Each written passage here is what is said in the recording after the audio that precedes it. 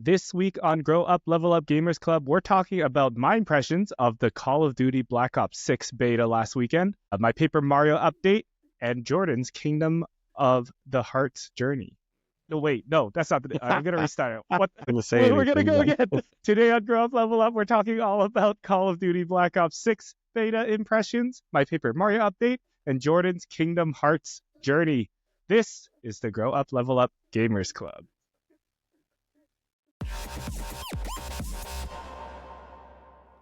I hope that did not blow out your eardrums this time because I tweaked it. But we're rusty.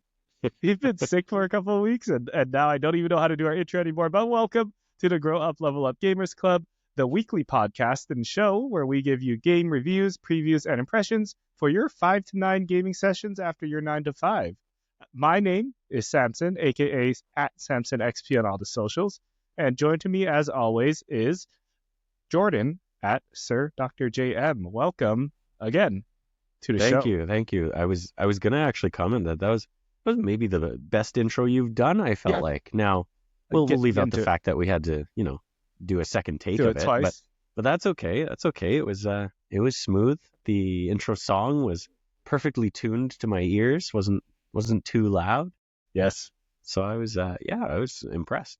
But You're right. I am feeling rusty after being away last week, and I'll try and stay hot on the mute button in case I need to cough this week because I'm feeling better, but still, that lingering sickness. So it's been a couple funny weeks because I was out one week with my eye infection, and then Jordan was out last week with his normal throat infection. I think it was like a cough. So it's been a while since we done a real show. I would say. Yeah. But that intro, I'm still nailing it. If you're joining us for the first time, we are a relatively new podcast. I think this is episode 8, so we're still figuring stuff out. But the entire goal of this podcast is to bring you our impressions of games, new and old, and if they should be worth your 5 to 9 gaming sessions, or wherever you fit in your gaming sessions. Everyone's a little different, after your work days. So that's where we come in. Maybe you're listening to us in the car or on the way to work or before work. Keep the games that we have in mind because they might be what you'd be doing after work or whenever you fit in your games. For me, that is at 9 p.m. PST after we record this podcast on Thursday, September 5th. Our question of the week for you. And if you choose to answer it, you can answer it on Spotify and on YouTube, on all our platforms. Our question of the week is, are you going to check out the Black Ops 6 open beta this weekend? Highlight topic of the show is going to be my Black Ops 6 impressions. Obviously, Black Ops 6 Call of Duty comes out every year, and it has its ups and downs, lots of hot takes.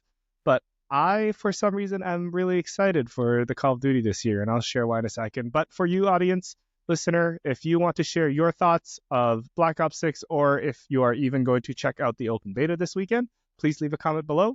Please leave a comment on Spotify or wherever you can, and let us know what you think. We would love to hear that. So, topic of the show, Black Ops 6. Jordan, for those who don't know what Call of Duty Black Ops is, putting you on the spot, what is it? That's a good one. Call of Duty Black Ops 6 is the latest entry in the Call of Duty series, but also the latest entry in the Black Ops sub-series of Call of Duties. Of course, your mainline Call of Duties are the Modern Warfare series and the Black Ops series with a sort of randomly changing third series. That is, of course, primarily because these games are developed across 3 different studios. So you have Infinity Ward, you have Treyarch, and I believe you have Raven Software. I thought it was Sledgehammer. Oh, yeah, Sledgehammer. That's right. Raven often helps with multiplayer maps and things like that, if I'm not mistaken. But yes, Sledgehammer. That's right. They're the third one. So Call of Duty, obviously, very popular video game franchise, first-person shooter, military style, and the different sort of sub-series of them tend to take place over sort of different time periods. So Modern Warfare is more of a modern style, sometimes leading into the future. Black Ops is more of I believe they've gone sort of over, call it, 1950 to around the 90s kind of style. I'm not sure when this one takes place, but it's getting That's a good question. closer to modern, I believe. Yeah, it's Clinton like is the in some of the trailers, 90s. so I think it's Yeah. 90s this time around.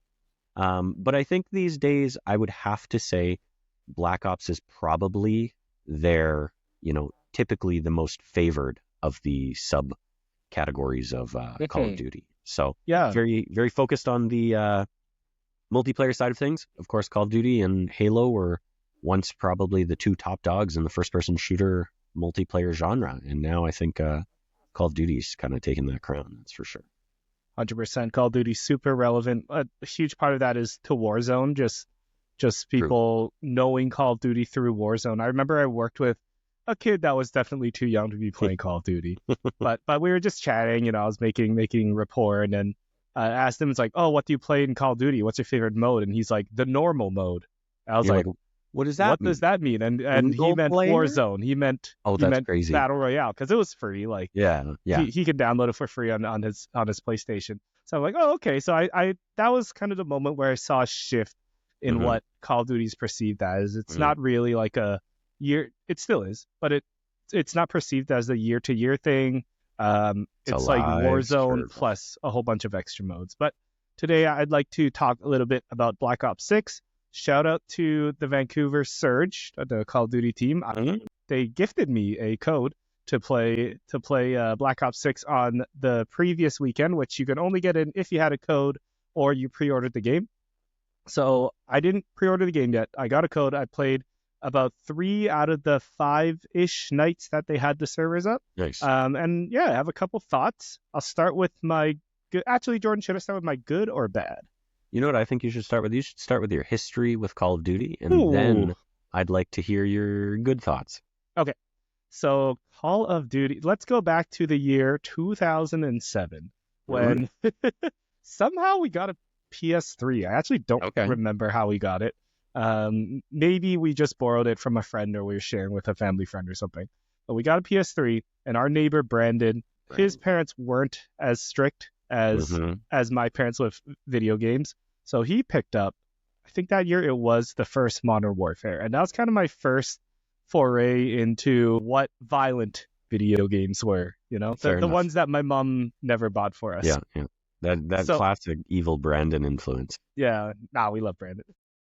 But yes, it was the like, oh yeah, like he's one of those families where the parents don't care. It's the M rating. So he brought over Call of Duty, and then I wasn't particularly in love with it, but it brought me and my brothers and like Brandon and his friends, like it brought us together. So it was like a community thing to do split screen, go over to each other's houses, bring the PlayStation or Xbox and just watch each other play, or be like, whoa, like the graphics are insane kind of thing.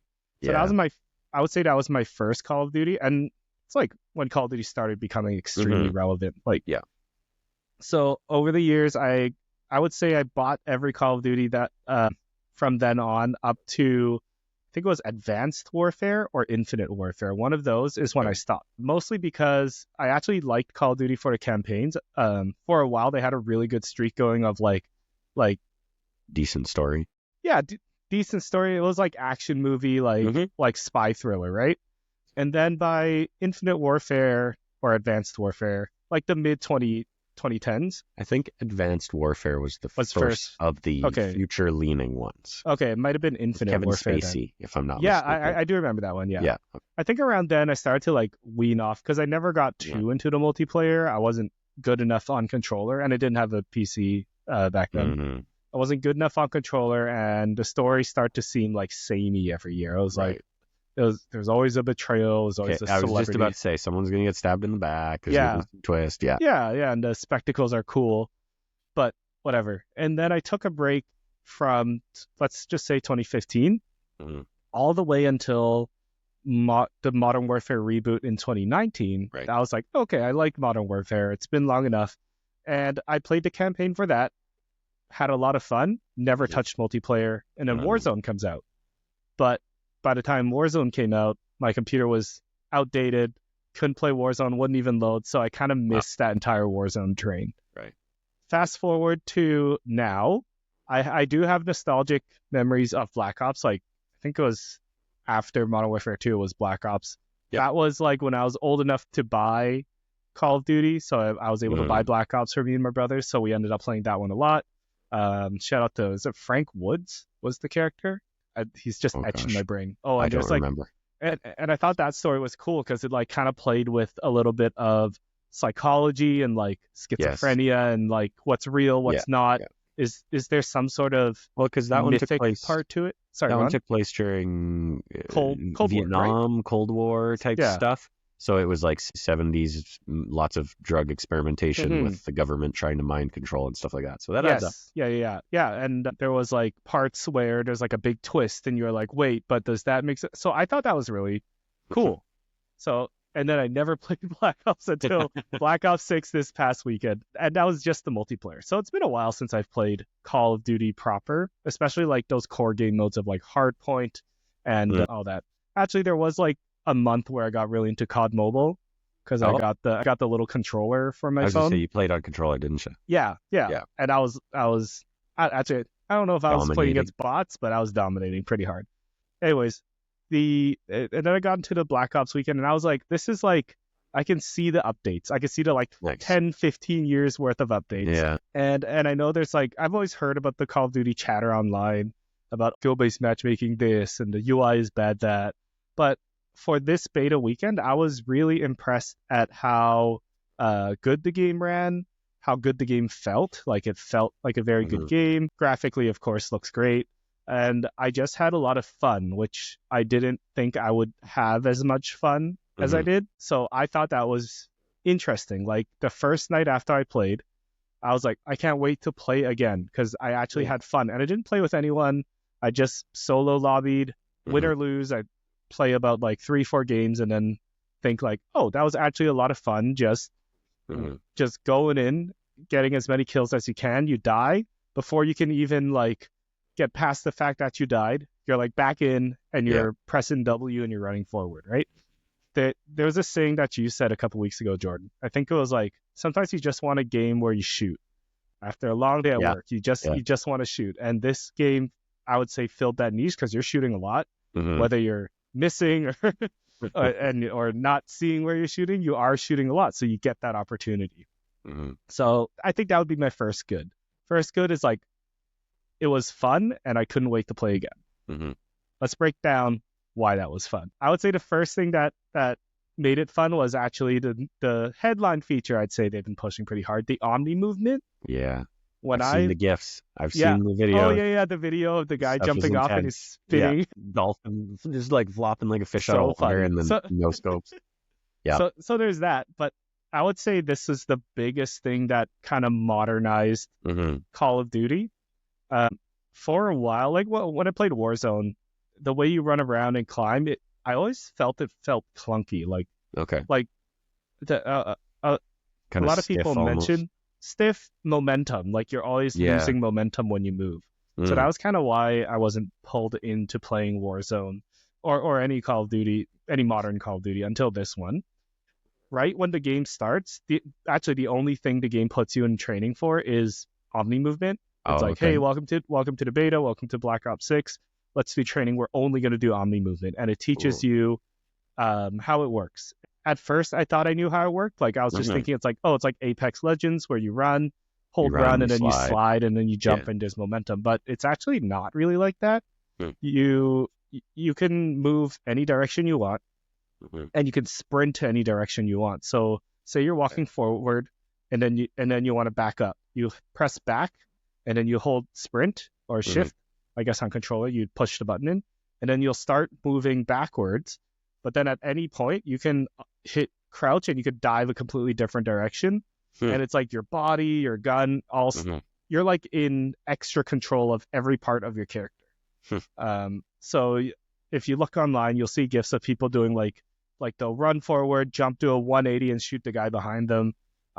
In game, it's tricky to get used to it. Once you do, it feels very like natural. It does take practice though, so there's a skill to it. And I would say like all the ways the people are moving now in the game, it makes it trickier to shoot. I don't know about trickier to shoot, like trickier to hit someone, or trickier when you are moving and shooting. Good question. Trickier to hit someone for sure. That's what I meant. Okay. But for moving and shooting, there is a skill to that too, because you're kind of compensating to how your body moves. But I also feel like you'll learn how to compensate that pretty fast because it's pretty consistent in the way like your gun will shift, your crosshair will shift when you jump, and then you just have to learn to compensate for that. But at the same time, that also makes like the skill ceiling a little higher because now you need to know how to compensate for your own body's movement. You can move your body around to make yourself harder to hit. Like I remember there's a guy that was not ADSing, but he would like start sprinting to the right and then jump to the left at the last second while I was tracking him, and suddenly I'm not tracking him, and then he gets me in the head. I'm like, whoa, I didn't know you can do that. So there's a lot more control in the character's movements and their kind of hitbox as a byproduct of that. Yeah. Nice. Yeah. The second thing, and going off of that, actually, the gunplay feels really good. It was like snappy, responsive, something with the sound and all the graphics, like hitting a head feels like hitting a head kind of thing. So there's good lots feel of back. experience with that you have? Oh yeah, I'm always hitting heads. It's the only thing I hit actually. No, it's like something they did like with all that is they did a good job with the responsiveness. Yeah. And I said this before, but when you die, it's not a big deal. There's like a kill cam thing going on where it's like, oh, okay, you could see how they got you. And then by the time the kill cam ends, like you're back in and you're back in the map. You got to run. You got to figure out what the objective is, go for a kill, try as much as you can. So that was the loop that got me. I was like, oh, okay. I'm constantly playing. Like one gripe I have with a lot of battle royales is like, and especially Apex, is sure you go in, you loot, and then there's one team fight and you lose, and now you're like not playing again. And then even when you land in and you're just looting, and then you spend the entire game just looting because maybe you land in a weird spot and you don't run into anybody. So yes, you're playing the game, but you're not shooting, which is like the meat of the game. So but in Call of Duty, because everything is so fast and not just like twitchy and all that, I feel like that people can build up to. But the pace of the game is so fast, like you're back into the actual shooting, like constantly. Actually, quickly, I'd like to shout out the maps too. I thought all the maps were really well designed. Yeah. Not too small, not too big. Like you were. Most of them, I would say most of them like are the right size, at least for the modes I played. Sure. So if I don't have the list of maps off the top of my head, but I played one that was like a train yard. That one was really cool because there are lots of little cubbies and nooks and crannies to hide in because it was all train cars, some high ground, some low ground. So that there was a lot of like ducking and checking your corners for that one. That one was really fun. The most I played was like this crashed satellite dish looking one. Okay. That one was okay. My favorite one was it was like a presidential hall. I'm not sure what it was called, but it was like a lobby of like DC, and there were tables and like little screens that you could hide in and a big tall thing in the middle. That was my favorite map. Not because it was too big, but it was like a big circle that you can just constantly run in and out of and behind cover in. So that one was really fun. The maps were really good. I feel like they really did something special there. You didn't have any problems with like, you spawn in and then you're running around trying to find somebody or anything like that. It seemed like you were pretty much in the action spawn camping. Like, did you get caught in that at all? No, I'd say, I mean, maybe once or twice I'd like spawn in and then suddenly there's already a guy behind me. Okay. But 99% of the time it was, you spawn in and then immediately like your buddy spawns in beside you, so there's nobody spawn camping you. I feel like they did a good job with that. Okay. There was one mode where it was like super close quarters. The map was like a mine shaft. Okay. And that one had some of that issue where you're like spawning behind people, but that was by design. It was like, hey, this is a mode where there's no kill streaks. Super fast spawns and you just go, and I'm like, oh, that's like an even faster version of the regular mode I liked. That had a bit of funny spawns, but also that was just by nature of the mode. Yeah, it's hard for the game to keep up with itself at that point. But yeah, I would say the core modes didn't really have an issue. One more thing I want to shout out before we move into kind of my irks would be liked the progression. I felt like it made sense, but I also think that's because it was the beta. They haven't put everything in yet. They haven't opened up the store and all the icons. So progression was like pretty minimal. Yeah, like level up your carbine, level up your light machine gun, and then you get parts for it, and you just kind of work up that way. So that was pretty simple and made sense. Now, moving on to the not so great things. Mm-hmm. I'll start with getting into the game, and I can only speak on this because I'm a PC gamer. It was confusing when I got the code. I redeemed the code, and then Steam told me, "Hey, welcome, you're in the beta," and all that showed up in my library was like Call of Duty, and I haven't played Call of Duty in like 10 years. So I'm like, did I get into Black Ops 6? It just says Call of Duty, and then when you like highlight over it, it talks about Modern Warfare 3 and Warzone. So I'm like, okay, weird. I don't know. Launcher within a launcher, hey. Yeah. So once the beta went live, I opened the game, and once I got in the game, I'm like, okay, I see. There's like little icons on the bottom, like, do you want to play Warzone? Do you want to play Modern Warfare? And then there was Black Ops. So I clicked that, and you click into Black Ops, and then the game like shuts down again, and it reboots, and I'm like, okay, now I gotta wait for another game to boot, and it's like an extra minute. But I'm like, this is such a weird system. Yeah. I know I want to play Black Ops. Just let me go into the Black Ops beta. Just download a separate client for Black Ops 6. Let me in. Yeah, or even like have me set a default or something. Yeah. Until I want to. So every time I want to play, I had to like do a little dance with the system. I can't just run the game and then go get some water. I have to like babysit it. That was weird. I hope they figure that out. I'm sure there's a way to figure it out as well. Then my next gripe is more about the balancing of the game. And honestly, like, gripe 2 and 3 kind of lumped together. So I would say like the first night, it was pretty fair. I won some, I lost some. But by the last night, which was, I think, Tuesday, I was like, and I'm not getting any kills. Oh, no. It got sweaty. Yeah, everyone's super sweaty. Everyone's like, I think the Jackal 9 was the SMG to use. And then there was the snipers and the shotguns. And then I was like, all right, now I'm just getting one shot from like who knows where. Like I'm trying to level up my SMG. Like it was like level 5 compared to everyone's fully kitted out snipers. I was like, oh man. And so the one shots are back, and I'm sure that's a balance thing, and that's a little bit on me too. Like I knew not to run out into the open, of course, so I have to learn to do that. But I would say like the skill floor went up really fast because everyone playing that weekend, like the first beta weekend, were those people that would pre-order and play all weekend. So that's on me. And I would say my last gripe would be that it's just very, like, remember how I talked about how the game ends, or when you die you like respawn right away and puts you back in? When a game ends, you can't quit the game unless you like force shut it down. You can't back out to the menu. You can't make adjustments to your guns. You're stuck watching the play of the game all the way through. And then another, what feels like 30 seconds to a minute, you're watching the top 3 players of the lobby like do their little Fortnite dance. Like you just watch them. Funny. You can't quit. It doesn't let you. There's no proceed. There's no re-queue or... No, yeah, there's no... Well, and then after that, then it'll bring you back into the lobby, but it'll start queuing right away. So you're like, oh snap, I need to like...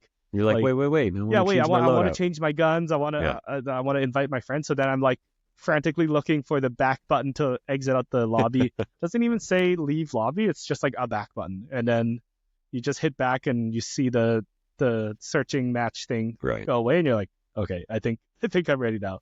I just wish the game like had a re-queue button or a close button to bring you back to the main menu. That was kind of weird. That's a weird UI thing. And I know... Let me exit. I don't need to watch these guys do their dance. Total. Yeah, the Fortnite, I'm like just sitting awkwardly watching these guys do their Fortnite dance. So that's like, well, actually saying Fortnite dance now, I guess that kind of makes sense because they want people to flaunt their skins or their whatever emotes they want to sell in the future. So that kind of makes sense, but kind of ruins the pace of the game for me because the rest has been so tight, and you're like, I want to go back in, I want to play the next mode. Or play the next game, and now suddenly you're like hit with this break, which is interesting. Overall thoughts though was that the game felt really fun to play. It looks great, feels great, sounds great. Omni movement is I hope they keep using this feature going forward, because I think it brings a lot to the game and the skill expression. It makes it fun to when you like dolphin dive and do a 180 and then you get the guy behind you like that. That is really fun. But I wouldn't say I'm sold on the entire package yet. Just knowing that there's going to be another Call of Duty next year, and you get the most out of it when you play with your friends, and it's hard convincing folks in Canada to spend $80 on a game that you might play once in a while. So I'm not sold on the game yet because of those factors, but the game itself is they have done something really good here. So fair enough. That's exciting stuff.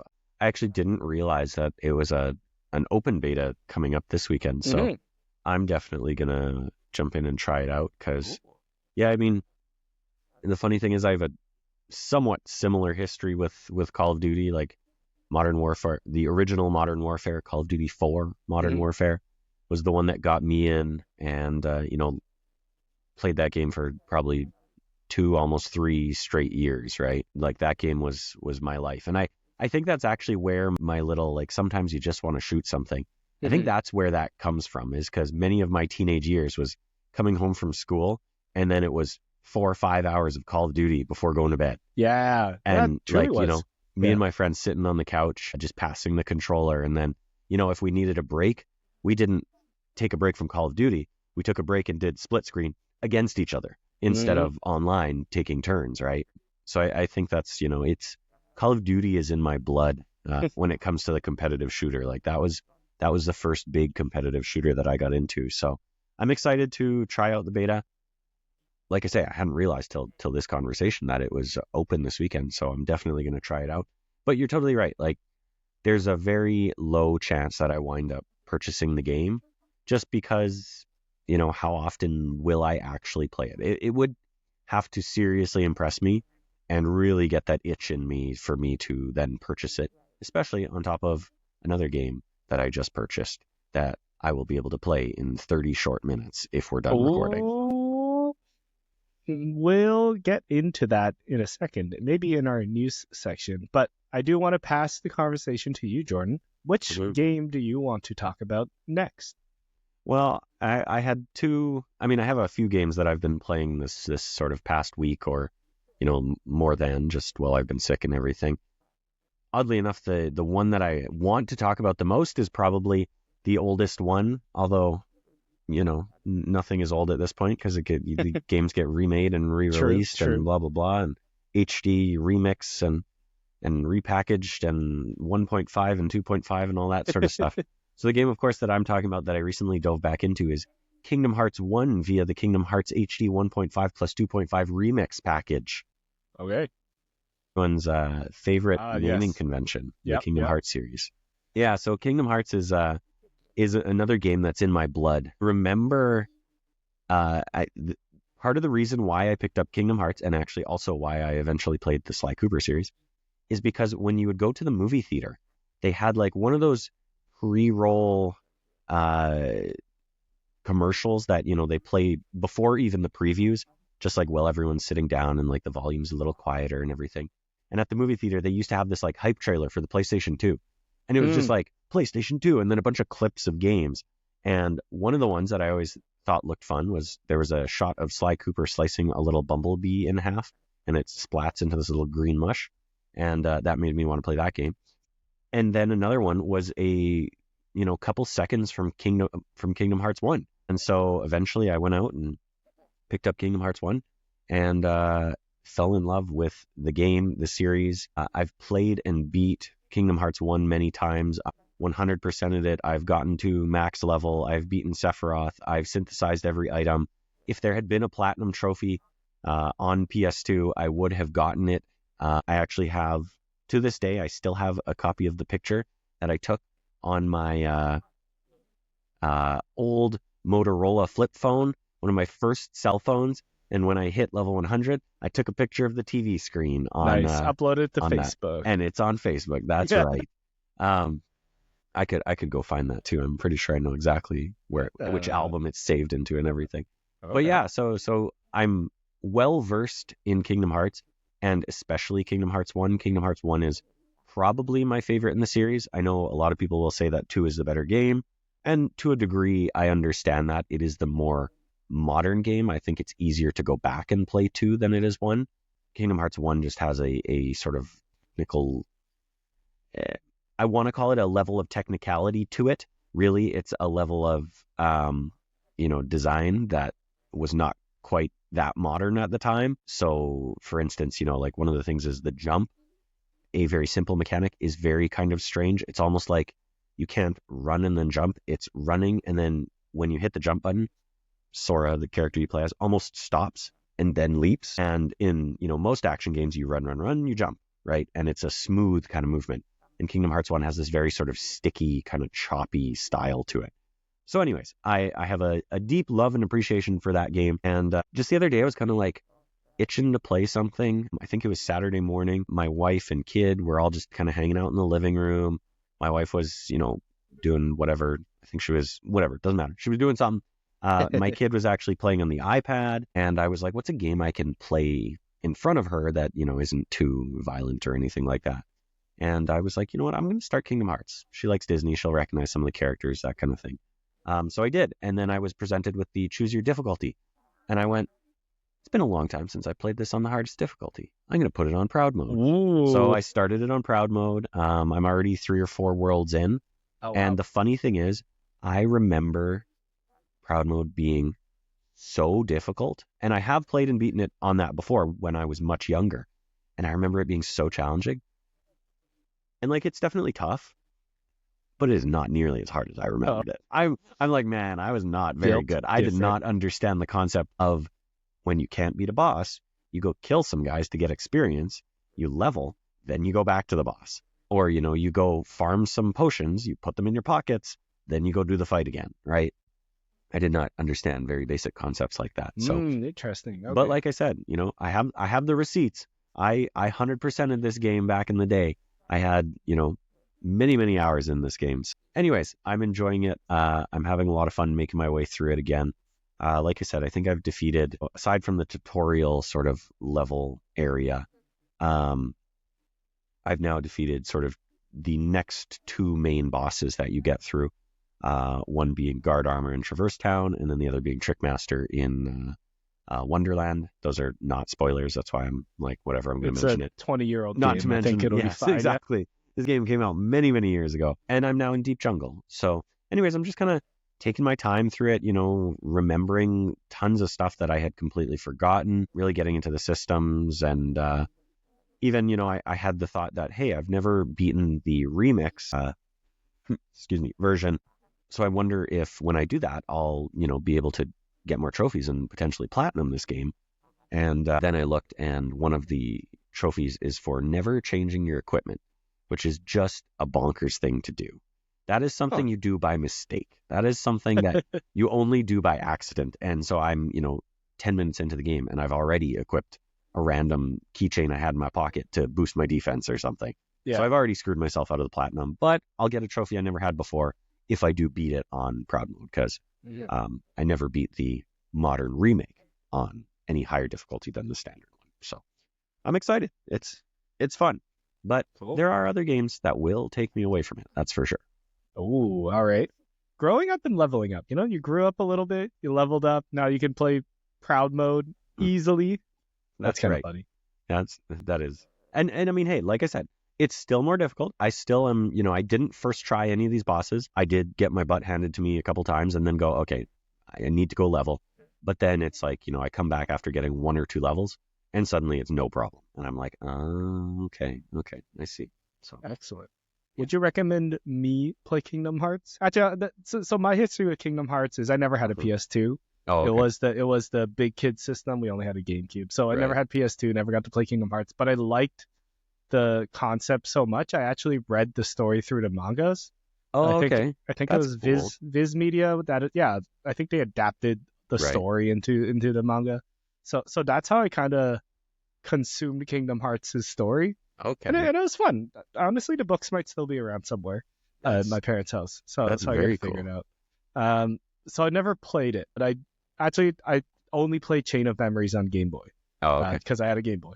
But I never played any of the mainline ones, like 1, 2. I think I played a little bit of 3, but I couldn't get into it, so I never finished it. Would you recommend me start from 1? I would absolutely love to see you start from 1. And like I say, it's my favorite one. And I do think that I was going to say, I do think that the mainline entries are sort of the best in terms of controls and things like that. Now, do I think that any of those 3 are purely the best? And that's up for debate. But that also comes down to the systems and the time that they came out and everything like that. I would love to see you go back and give it a try. It's, like I say, the first one I think is maybe the hardest to go back to, other than maybe Chain of Memories, but I've never gone back to Chain of Memories because I hate card battle systems. I liked it. I like swapping through the cards and be like, all right, I got lightning. I think that Chain of Memories was the first time that I can recall playing a game and being like, I don't like this, but I'm going to keep playing it. Like, because at that point, I mean, we were starved for Kingdom Hearts content, but it was also very much like, I lost my train of thought. We were starved for content, and it was very much, I totally don't know what I was going to say. Wow, that's all good. But I had this moment where I was playing it, and I was like, open to trying new things. Obviously, I was a dumb kid, so, I didn't really understand the concept of like, this is a JRPG, and this is a, action game, and this is a first-person shooter. I understood these are different perspectives, different play styles, but to me, they were all just games, right? This is a different game from a different game from a different game. And Chain of Memories was probably the first time that like I started it and, they tutorialize it and everything. So you understand the card system and you're battling and going through the worlds. And at some point, I just remember being like, I think I don't like whatever this is. And looking back, I now understand it is the card battle. That's what I didn't like. I didn't like that you have this deck and you're shuffling through your abilities and then you combine some abilities to make it more powerful and then you use it as a single ability. But it was all based on the like numerical value of that card. So you combine, 2 level 5 lightnings and it's a level 10 lightning. And I just didn't like having to do that. And I distinctly remember being like, I don't like this, but I wanted the story. I wanted to find out what happened. And it does have a certain twist that is probably one of the best in the series. So anyways, that's my history. Too much math in your game time. Yeah. It really was. And they've since remade it and remastered it for, originally they released a PS2 version where there were certain segments that were no longer the sort of 2D art style. They actually brought them into sort of a 3D world, but it still had that card battle, but it didn't look like it. Like you were still Sora running around in the 3D world with Keyblade. So it was almost like they tried to trick you, and I just still couldn't get into it. So anyways, fair enough. Yeah, I'm going to tell you, go back and try 1, get through the tutorial world. Put it on easy if you have to. Although I don't know if that'll ruin your enjoyment, but normal is easy enough. And I can beat fun. This kid's game. I'll put it on proud mode. Put it on proud mode. Yeah. Okay. Nice. Well, thanks for sharing about Kingdom Hearts. It is still in my interest. Like I like Disney. I like fun colorful games. Are you Kingdom a Final Hearts... Fantasy person?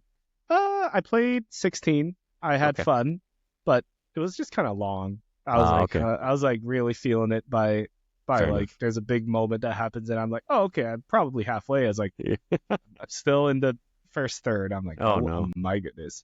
So long games, not my thing, but yeah, make an exception for Kingdom Hearts. And it's funny because I remember I had tried Final Fantasy X before Kingdom Hearts, and that was on the recommend. My sister, who's 4 years older than me, and she was into games when we were young. She kind of, got out of them.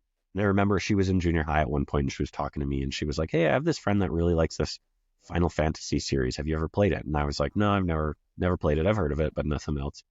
And then I was at Blockbuster, and my dad was letting me rent a game, and I saw Final Fantasy X, and so I rented it. And that was the first JRPG I had, or turn-based JRPG that I had played. And I did not get very far in, and I got stuck on the fact that it was turn-based. And I didn't understand that you needed to use a turn to heal yourself, or you would not win. You literally would just die. And so I got so stuck and frustrated that I never went back to Final Fantasy. But it was nice to recognize some of these characters when I came to Kingdom Hearts. And at that point, obviously, everyone, I knew who Cloud was and stuff like that. So yeah. I think I lied. I think I did play another Final Fantasy on DS. It was a remake of Crystal Chronicles or no. Okay. It was like a remake of 3 or 4 or something. Okay. They like chibi-fied everyone. Oh, sure. Don't remember why I played through that, but I do remember playing it. And I don't remember if I had fun, but I do remember playing it. Fair enough. Cool. The next game I kind of want to update real briefly, I just have one thought about this, is my journey on Paper Mario and the Thousand Year Door on the Switch. Yeah. So for those who don't know, my fiance got me Paper Mario for our anniversary. Oh, nice. It's one of her favorite childhood games. Nice. It's a game that I have played when I was younger, but haven't played fully. When you grow up with like 2 younger brothers or siblings, I guess, and you have to share a console, what ends up happening is like your younger brother will play a bit of Paper Mario while you're out doing sports at school or something. So you come back doing and the sports. Doing a hangout. So you come back and then suddenly you're in a different part of the game. You're like, oh, okay, that's kind of weird. So then you end up playing a little bit of part of the game, and then sometimes you're watching each other play, so you're not playing, and maybe you're doing something else. So I remember bits and parts of Paper Mario, but I don't remember the whole thing because I never played the whole thing. Going through Paper Mario now, I was like, oh, okay, like it's like fragmented memories coming back. I'm like, I've never seen this. It's like, I don't remember this world. I never got to this part before. And then you see another scene and you're like, oh, you're like, actually, wait a second. Yeah, I do remember this part. Yeah. Like bits and pieces. So that's been an interesting experience. But my real thought I want to bring up was like, I know this is a kid's game. I just wish it was a little harder. Because right now it feels like I'm going through the motions and I'm getting the story. There's like a cool mystery and the game's beautiful, like all the characters are charming and the writing's funny. I just wish it was a little harder. It feels like I'm on a roller coaster and I'm just kind of taking it in as I go. It's starting to get a little tricky. Like I can see the mistakes of my the way you level up Mario, where it's like you choose health, flower power, or your badge power, which is like augments for you and your partner. So I can see my mistakes of putting everything into badge power. I like the enemies are getting stronger, and 2 hits I'm already in critical HP. I'm like, oh, so I have to fix that. But I haven't like game overed yet. Okay. Even against any of the bosses. But so far it's still fun because it's like it's funny. The game is well paced, and there's always something new happening, and all the things are charming. There are surprises in this remake that weren't in the original. So when my fiance is like, she remembers it really well. There are things that happen a little differently. Okay. And she's like, that's weird. Had to look up like why it's different. So they did change some stuff for the people that have played it before. Nice. So it's fun. I just wish it was harder because it's not more fun. Yeah, I wish it was even more fun. I was comparing it to my buddy who just played Superstar Saga on the Game Boy, and I was noticing like in the overworld he's comboing Mario and Luigi, doing crazy acrobatic stuff and level traversing, and there is a little bit of that in Paper Mario, but it's so obvious what it is that it's not it's not as challenging or creative as Superstar Saga. So, and those came out kind of around the same time, of course, different teams, but it's interesting how the console one ends up being a little more simple. Not saying that it's like completely a walk in the park. There are some puzzles I got stumped on, and there are like riddles that kind of made it tricky. Like there's one about a watering hole, so I was looking for a fountain, and then she's like, oh, why don't you go to the juice store? And I didn't even notice there was a juice store on the side of the town. And I was like, oh, okay, I guess that makes sense. And that was the right call. But I do plan on seeing this game to the end because it is so just dang charming. And I'm like, oh, this is like fun to look at. You know, it's like, it's a good comparison. It's like going to the ocean and just looking and listening to the waves. It's just nice to look at. Yeah. So that's kind of where I'm at with Paper Mario. It's nice to play. That's interesting because it was one that I definitely considered picking up, and I still want to. Kind of similar to you, my experience with Thousand Year Door was a friend of mine who I was always the PlayStation guy. He was always the Nintendo guy, and generally speaking, Nintendo had the multiplayer games as well. So when I would go over to his house almost every weekend, we were usually playing on his GameCube. And then we would go to his dad's house. We'd bring the GameCube. We'd play with his cousins and everything. But Thousand Year Door was one of those games that he got into, and then he was like, oh, you got to check this out. So I'd go over, and then we'd spend the weekend letting me play it until I got to a point where I was caught up to him. And then it was like, okay, now the controller goes back to him, and he plays a bunch, and then it comes back to me. But it was often like, he was playing throughout the week, so he would get ahead, and then I'd be able to catch up and everything like that. But of course, we eventually got to a point where he was able to play so much more than I was that he got way far ahead in the game. I kind of fell off. We were doing other things when we were hanging out, and then eventually he beat it. And once he was done with it, it was like, well, I don't want to watch someone else play it now. So I never got to see the end of it or anything like that. But I also remember, similar to my experience with Kingdom Hearts, I remember it being pretty tough. I remember sometimes the combat, and it was probably, another case of me not understanding that, if you go kill a bunch of guys, you will get experience and you will level and become stronger. Either that or I was leveling my flower power instead of my health, and I would just get two-shot or whatever. But I do remember certain areas just not knowing where I needed to go next, or getting lost trying to find the next thing. And then it would turn out that it was a spot where in the background you had to, paper style. Go sideways. You had to go sideways and then sneak into the background to get to another plane of existence and navigate through the big tree area with your ghost thing. Oh, yeah, the ghost lady. Yeah, that follows you around and everything. Yeah. I didn't know if she was a ghost or what she was, but yeah. Anyways, so I have fond memories of that game, and I was really excited to hear on last week's fireside chat with Samson. I was excited to hear about your history with it, and hopeful for another update. So yeah, I will say some of the level navigation is definitely tricky. One gaming pet, not even pet peeve, I don't know what to call it. One phobia of mine in games is when they put you underground and it's like a cave or a maze. Dude, gives me anxiety. I don't know why. Really? I don't know why. Like any game, like Pokemon, I'm in Mount Moon, and I'm like, oh no, even though Zubats are coming for me. Just keep going down the path, like it'll be fine. Just walk straight. Yeah, it's the games are easy. That's so funny. Like those things always freak me out. But okay, I will asterisk the easy thing.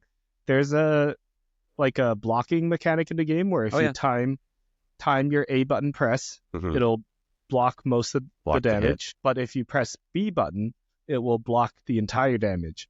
But the window to block is way shorter. Right.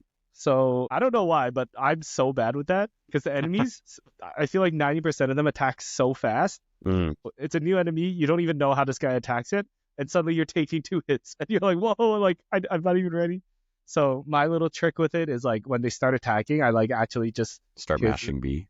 I start mashing A and B really fast. Oh, okay. Eventually one of them's going to hit. You're going to get one. Yeah. And it works, but it's like... That's funny. That's like thing with the game. It's like so fast the enemies attack sometimes. I think you just unlocked a memory for me where using that exact mechanic and playing again on my friend's GameCube, but his controller, the B button was kind of broken. Oh. And it was like you would push it, but you weren't really sure if it pushed. Like it had lost that kind of pop that the buttons have where you really can feel it pushing. Like it became mushy, yeah. And it was like mush. And I just, like you talking about that, I'm suddenly having flashbacks of like, did I hit B? Did I get it? And like not the even knowing coming. if I exactly. So that's awesome. Funny. Yeah. That I would say is the hardest part of the game, sure. Just blocking. But so far it's so fun. I recommend it. It's practically a Dark Souls game if the hardest part is your parry or your block. Parrying so and blocking. There you go. True. Yeah. They should make a Paper Mario Dark Souls game. That's how we'll reinvent the series. Yeah, that's right. Speaking of flat characters, Jordan, you wanted to chat about a little indie game that I'm actually a big fan of, although I never finished the game. Cult of the Lamb. So yes. Yeah. Yes, that was another one of the games that I started playing, and yeah, good point. Kind of similar-ish art style to Paper Mario with the whole 2D flat kind of character models and everything like that. But yeah, Cult of the Lamb recently came to PlayStation Plus whatever tier. One of those indie games that, I obviously heard a lot about when it released. It released on August 11th, 2022, so a couple of years old. Just over 2 years old now, developed by Massive Monster and published by Devolver Digital. But yeah, I heard a lot of people talking about it online. Janet Garcia was a big champion of it and talking a lot about going for the platinum and everything, and it being kind of challenging to get because of some of the asks for some of those final trophies. But I just kind of figured, I heard a lot about it. I like the art style and everything, so I downloaded it, and I'm not very far in.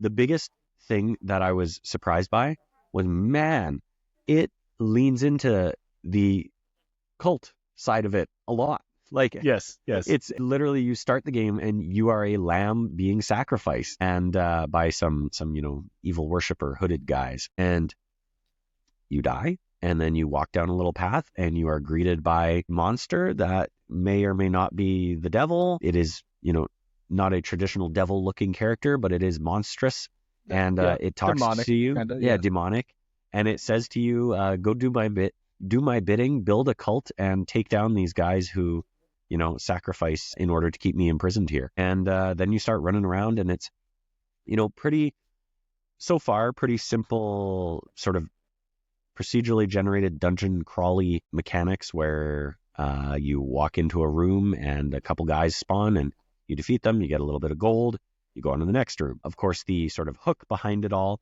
is you are finding followers while doing this, and you either set them free, which brings them back to your camp, or I believe you can, if they don't want to come with you, you can basically bully them or force them to go back to your camp. And when you get there, you have sort of a base building mechanic where, build a little cooking station where you got to provide food for your followers, sorry. There's also a whole pray mechanic where you can preach a sermon to them to increase their faith in you. And basically, you are becoming this deity that they worship, which makes you more powerful. So you can leader, a cult leader. So you can then go on and defeat these, main bosses to, I guess, free the demonic presence. I think the story is like one of the demon bosses got kicked out of their demon boss club, and they resurrected you to do their bidding to take down the other ones. Something like that. So it's a lot of fun. I really like the creativity behind the follower system where, you're going out and you're recruiting these people, and then you bring them back to your camp. And when you get there, you talk to them and you can assign them a job. So, hey, I want you to collect this resource for me. I want you to, go pray to me and this worship for me and this kind of thing. And it all increases different, stats and things like that, and different currencies. So you can, upgrade your whatever, your monastery, your cooking station, your whatever. And of course, you can name and customize your followers, which is awesome. So I've been naming them all after the Kind of Funny group. I think Andy was my first follower, so that was exciting. But of course, they can also become dissatisfied with you, and things will happen if they do that. So anyways, it's a lot of fun. I'm enjoying it. I don't know how much farther I'll go with it, just because, again, time and other releases coming out and everything that will pull me to them. But I'd like to go back and keep going with my Cult of the Lamb journey. Yeah, I picked up that game for myself and my fiance when it came out. I also didn't finish it. I think I got into the second or third world and then kind of called it there, because it is, like, to its credit, a lot of game. You're fishing, you're managing your town, you're managing resources, you're doing the roguelite part, doing like tough boss fights, those bullet hell boss fights. Right. So it is a lot of different types of games. So if you're into that, similar to like a Dave the Diver where you're doing a little bit of everything, like, this is perfect for you. But I think at the time I was just like so busy with so much other stuff that I can't focus on Cult of the Lamb. But I love the art style. I love the concept. It's super funny and doesn't take itself too seriously. So I do want to go back to it one day and finish it as well. It's a lot of game, which is good for your value of money, I guess. Yeah, highly recommend on my part. Absolutely. Awesome. So those are our game recommendations for the week. Listener, if you're listening or watching, actually, tell us what you think. Are you going to get into the Black Ops 6 this weekend? Did any of our recommendations hit for you? What have you been playing that we should check out? I would love to know. So going into the Black Ops 6 weekend, let me know how you find it. Maybe we'll do a follow-up next week once you get some hours in. I'm definitely going to try to get everybody in, all of my friends and Jordan, if we have time. Maybe we should party up and do a couple rounds. Hardpoint is so much more fun with friends. Hardpoint is one where you got to coordinate, right? Yeah. You really need, all right, everybody. Hey, two of us go here, we're losing this, go for this. Yeah. So looking forward to that this weekend. Quickly, before we close out our episode for the week, we are going a little long, but we really want to talk about this one story about Concord. This game that I feel like, have been talking about for a month and a half now since this podcast. I almost said inceptuated, but I don't think that's a word. Since this podcast started, we talked about Concord. But for those who don't know, and I'm not sure how you don't know, but Concord is shutting down after 14 days of being out to play. They're taking the servers off. They already taken off purchasing the game. Oh, yeah, this is like kind of unprecedented that a AAA game of this budget, of this size, hasn't been doing well, that they decide to pull the plug. Jordan, what are your thoughts? Well, I just pulled up the PlayStation blog post where they announced this, and by the time you are listening to this episode, it may already be down. It is true. They're taking the game offline September 6th, and they say they will explore options, including those that will better reach our players. So, I mean, we talked about Concord in the past through some of the betas, and how I think we both agreed that there was fun to be had with it, but there was also a lot going on with it in terms of systems and mechanics. And on top of that, there was a lot going against it, namely $40 price tag. So, 60 for us Canadians, or 60-ish. I think it works out like 55 or whatever. And then, of course, the general gaming landscape around it. One of the big items, of course, we talked about Black Ops 6.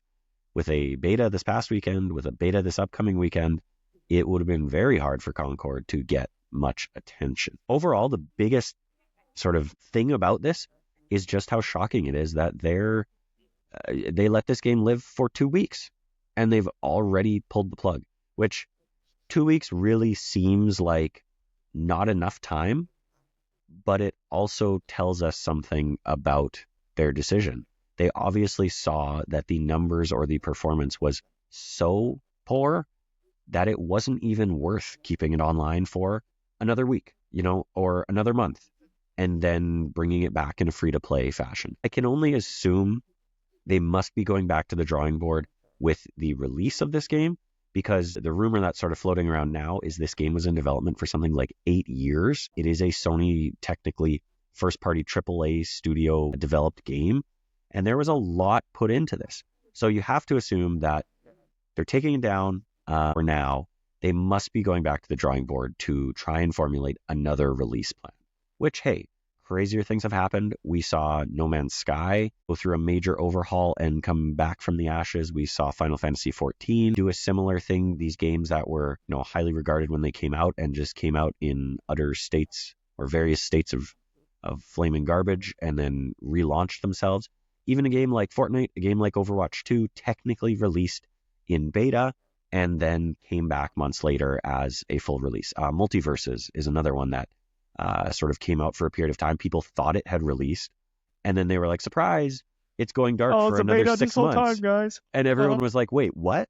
And then it, had another release after that. So I do think that they're going back to the drawing board, and they're going to try and do something with this. There's no way they just walk away from it. That would be a complete and utter waste and loss of resources, time, money, and everything. But what they're going to do, I do not know.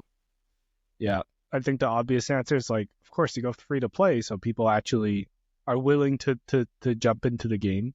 But yeah, who knows when? Who knows how fast? The hero shooter market, as we've been saying since this podcast started, super crowded. You can just go play Overwatch or Marvel Rivals is going to come and be a huge. Marvel Rivals. I can't wait. It's going to disrupt that so much. Yeah, this year. So it's an uphill battle. Yeah. But they also poured so many resources into it that you lose more if you don't try. Yeah. Back to the drawing board, I think is the call. I liked how you read that one line in the blog where they're going to explore other options, including those that will better reach our players. Yeah, like people are, as much hate as it gets online, I feel like actual people are interested in weird, quirky characters. People out there, the people that are interested in it aren't going on Twitter and complaining. Yeah, fair enough. But the people that want to see it fail are the ones that are calling for it to fail, really, that are being vocal. Everybody watches weird movies and quirky movies, like Guardians of the Galaxy, of course. The MCU comparison to this game. Mm-hmm. So people are willing to check out weird stuff. It's just, what's the price of entry and what's special about it? And I think they didn't show off what was special about it in any of the trailers, really. It just seemed like another 3D action game. So hopefully they rethink their release strategy going forward. So guess grow up, level up. We have high hopes for this game. We're optimistic. So wishing Concord well. But speaking of Sony, as we close out this episode, we have to tell you guys what we're going to be playing next week. A little indie game from Indie Sony.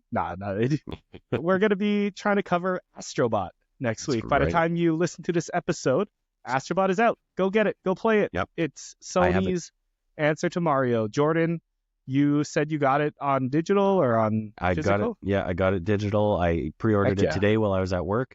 I checked the pre-download and it said it would be available at 10 p.m. Mountain Time, which is 5 minutes ago as of recording. Ooh, so then we definitely got to close this up so Jordan can get his hours in and play Astrobot. Right. I opted to do the slower route. Well, I mean, I pre-ordered. Costco had this really quick thing come up where it was like Astrobot physical and the controller, the Astrobot controller. So jealous. So I was like, heck yeah, I'm ordering that. And I forgot to tell Jordan. I'm sorry, man. That's okay. I don't need another controller. True. Well, what if we do another controller episode 10 years later? Then I'll ship my controller for you. By then, maybe I'll have one. Yeah. Anyways, the bundle I got was the physical game and the controller as well. But I just got the message from Costco today that it's not coming till next week. So my Astrobot impressions are going to be a little delayed. Next week, we'll have Jordan's review impressions so far about whether or not you should play Astrobot. If I'm being honest, I hope I haven't beaten it by then. I don't think I will have, just because I'm not going to spend 12 hours playing on Saturday or Sunday or anything like that. I just won't be able to do that. But I'm over the days where I want to get through a 15 to 20 hour game in a weekend, right? Mm-hmm. I want to take my time with it and savor it and, that kind of thing. So awesome. So we'll have your Astrobot review later down the line. If you're like Jordan and I, where we, go to work, come home, have a life, wash the dishes. Yeah. So we'll have your Astrobot review later, but this is Astrobot weekend. If you like 3D platformers, if you like Sony's history, if you, just want a fun, cute game that looks like a good time, go check out Astrobot, because we both will be playing that for the next month, however long it takes for us to beat it. So look forward to that. Other than that, that is the end of our Gamers Club episode for your September 6th, 2024. My name is Samson Lee, also known as Samson XP online. If you want to chat with me, my DMs are all open. You can find me on Threads, Instagram, or Twitter, or on the Grow Up Level Up Instagram or Twitter as well. We are on there and tweeting and threading, as they say. Reach out to me. Let me know what games you're playing. Leave a comment below about if you're going to check out Black Ops 6 this weekend. If you're going to play any of the games we recommended this weekend. We would love to know. That's kind of why we do what we do. Jordan, how can people find you? People can find me over on Twitter at Sir Dr. JM. That's Sir DRJM. You can also find me on Instagram at the same thing and Threads at the same thing, although I don't use a lot of these very much. But, I did recently put out a tweet there asking BioWare if they want to hook me up with a copy of Vanguard. So, maybe that'll come through and we'll have a preview of that too. There's lots of good games coming out.